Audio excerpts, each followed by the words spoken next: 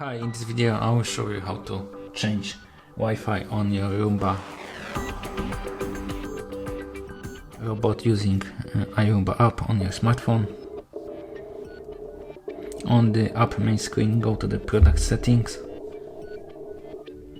then go to the Wi-Fi settings, tap on the change product Wi-Fi, tap change Wi-Fi, get started, continue, and tap change Wi-Fi network,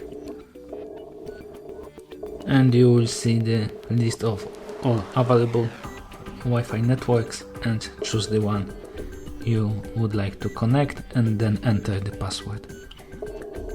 And this is how you change your Wi-Fi on your Roomba. Thank you for watching. If you like this video, subscribe to our channel and give us a like.